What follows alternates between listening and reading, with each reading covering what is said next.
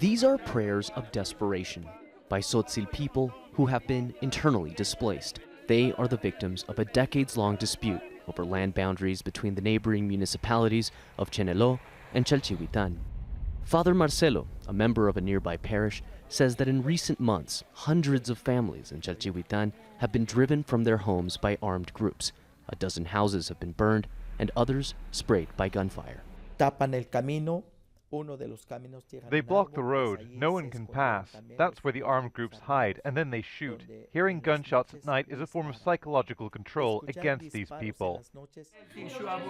A child has died, a 2-year-old who fell sick from exposure. Their grieving parents say they have nowhere left to go. My daughter became sick when we ran through the woods and we fell down. I felt helpless. My daughter died. I feel the pain in my soul. Many of the people living outdoors have coughs and colds, and although Chalchihuitan was already one of the poorest places in Mexico, living under these conditions for almost 2 months has pushed indigenous communities to the point of exhaustion.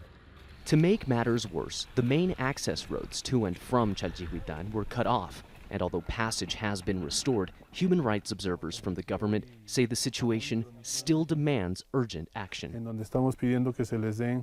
We are calling for humanitarian assistance to guarantee food, health, and to lessen the risk to people's integrity and lives.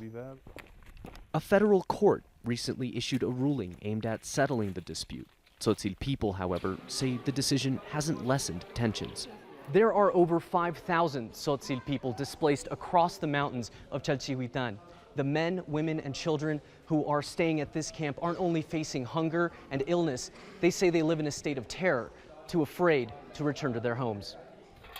International organizations like UNICEF have called it unacceptable for children to continue living under such precarious conditions.